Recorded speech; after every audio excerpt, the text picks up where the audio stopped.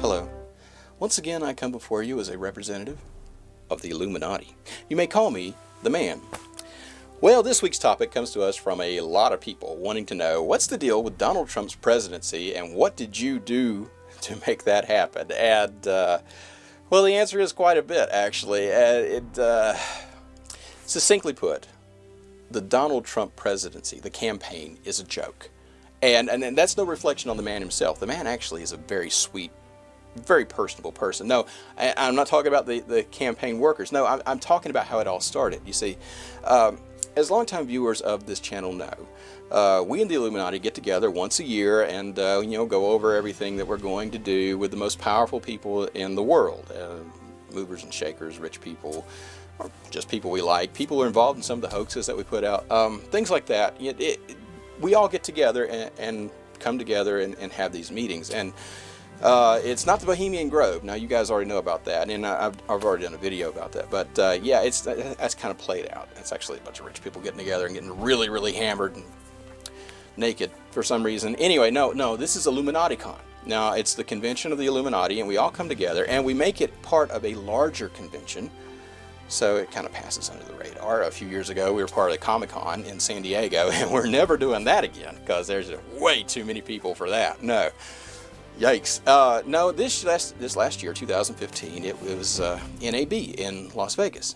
NAB is the National Association of Broadcasters, and it happens in April in Las Vegas every year. And of course, it's a good cover for the Illuminati Con, because many of the people that are coming in have something to do with broadcasting, or are often on television, or actually own television stations. And so, nobody thinks twice about them. And of course, the main Illuminati, nobody really knows us, except maybe our viewers. Yeah, so we kind of we hang out under the radar. We get together, we have our own little halls, we have our own meetings and stuff, and we kind of catch everybody up on how the long-term plan is going to make the world a more kind and gentle place in which to live. Well, after all that's over, at the end of the day, you just want to unwind. So that's usually when the alcohol starts flowing, and we had a little drinking competition with single malt Gargle Blasters. And that's a heck of a drink, by the way, single malt Gargle Blaster. I'm not sure if I should put the recipe up on Facebook. I'm not really sure the world is ready in large to actually drink that. It really it's got quite a kick to it. But anyway, there were 6 of us at one point, and then Kissinger goes out, and then, well, it doesn't matter who was actually there. What matters is, in the end, there was me, and there was Trump. And so we made a bet. And the bet was, if I won, he had to run for president. But there are a couple of stipulations. One, it wasn't Donald Trump running for president. It was Donald J. Trump, the character he plays on TV. Because that's actually what he does, Donald Trump is an entertainer. He's actually a very sweet, very shy fella. But when he gets on TV, he plays a character named Donald J. Trump. And this guy is huge, he's bigger than anything, and he's always right, and he's firing people.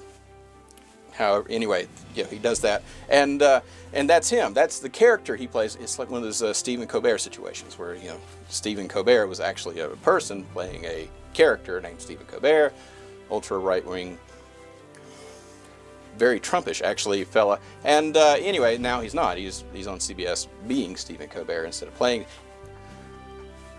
First one, he had to run as Donald J. Trump, and the second stipulation was he couldn't quit. He could do whatever he wanted to. Now, other than that, he could say whatever he wanted to. He could run for office and just randomly insult people. I didn't care.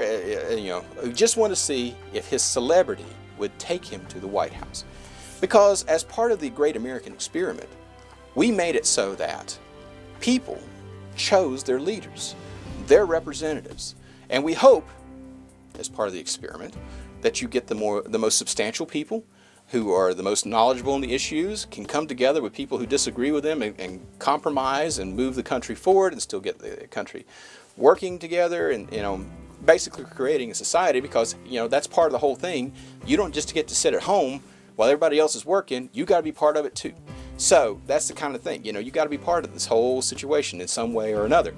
And unfortunately, lately, people have given up their voice to other people who are more famous than they are. They have gone and said, well, Matt Damon knows what he's talking about because he's on TV. Or this rapper or, you know, that singer or this actor or whatever. You know, not to pick on Matt, but anyway, you know what I'm saying? You know, they're on TV, they must know better. These people could believe the earth is flat. It's not. But they could believe that, and they could say that, and you go, well, maybe it is. I don't know. What am I saying? Anyway, I'm just this ignorant guy sitting in a house someplace. No. You're part of this whole thing, and so that's kind of the point. We wanted to see how far celebrity would get you, no matter how weird and how wild and everything else. Well, Donald Trump was game. I have to say, he's been a good friend of the Illuminati. You know, obviously we've helped him out a lot. Took his little $1 million investment he got from his dad there and built a several $billion-dollar empire. And of course, he's wearing that thing on his head that gives him directions on how to go. It's ancient alien wisdom that came from the stars. You probably don't know that. That's his real hair. Yeah, that's it. That's his real hair. 68% of it, real hair. And then, of course, the rest of it's alien DNA from the deal we worked out with the Lincolnshire Accords in 1987. That's another video. Don't worry about that.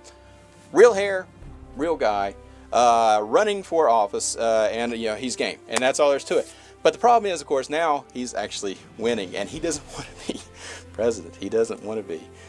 He called me the other day. Why would I want to be president? I can do everything I want to do right now. And I'm like, well, sure you can. I mean, I don't know who would want to be president personally. You can't go anywhere without, you know, security checking things out months in advance or whatever. You can't really get on a plane that just goes someplace and do things. You can't hang out with people that you usually hang out with. They got to come to you and go through security and all that kind of stuff, you know, because you're the president. And yeah. And you don't have any power. Donald Trump is used to saying, you know, you're fired. I can't do it. Anyway, he can. And yeah, he's used to firing people and pushing his weight around a little bit and opening up a golf course and having a good time running off to Scotland, you know, things like that. Can't do that if you're president. Nope. So now it looks like he's winning. He just, I mean, he swung right out of the gate. You know, the Mexican thing, obviously he's talking about illegal Mexicans, but he kind of lumped all the Mexicans together. They're not bringing us their best people, and they're all thieves and rape. And some of them are good, maybe, I don't know. And then he hit the Muslim thing, thinking really hard, you know, because it looked like the Mexican thing didn't really hurt him all that much. And so he's like, well, maybe if I say something outrageous about Muslims, maybe that'll, nope. A lot of people went along with him, you know. Yeah, didn't learn anything from the Holocaust, apparently. And so, yeah, you can't really blame a religious group for the actions of a few people who belong to that religious group. You know that. I know that. Some of the people who follow Trump don't know that. And, yeah, they're willing to jump on the bandwagon. He said it just to get out of the race. He thought maybe he'd follow her. Nope. So he calls me. He's like, man, what do I do? I mean, I could stand on Fifth Avenue and shoot somebody, and my followers would still follow me. And I said, well, you can start saying that, you know, you show the arrogance of Donald J. Trump. Yeah, I could stand there and, no, they didn't take it that way. They didn't realize he was saying that you're really so blind, you would follow me anywhere and no matter what I did. And they thought it was a compliment. So, yeah, they're after, I don't know. It's going to be kind of fun to see how the election turns out. Because we, of course, in the Illuminati, we are not worried. We have a long-term view of everything. And, you know, once he gets in, maybe the real Donald Trump will come out. I don't know. It wasn't part of the bet. We didn't know if he's actually going to get elected or not. So maybe it will. I mean, this is a very sweet, very sensitive guy. Wrote a book of poetry for me. Gave it to me when I got married to the woman. Very nice stuff. In depth. I mean, the guy's really a deep thinker. But Donald J. Trump, if he's the one who's in office and he's the one doing the ruling, it's going to be a bumpy ride in the short term. But I don't want you guys to worry. I mean, here on this channel, we're letting you know what's going on. That's what we always do, and we have a plan. It's a long-term plan. We see the long-term, way down the road. We don't worry about the small stuff that happens, you know, in the immediate future. No, long-term, way down the road. So you can trust us. We know what we're doing. And a Trump presidency is just a little bump along the way. That's all it is. Just a little bump. An incredibly funny, tragic, sad bump along the way to a more kind and gentle place in which to live. A time when humanity will take its place among the stars, grow beyond one planet, one solar system, one galaxy. We believe that. And so, to that end, we invite you to do a couple of things. One, leave your questions or comments in the comment section below. And 2, well, when you're coming out of your house or your apartment or your tent, I don't know where you live, when you come on out of your dwelling place and you look up there in the sky and you see those chemtrails blazing up there, well, we in the Illuminati would suggest that you just relax and breathe deeply.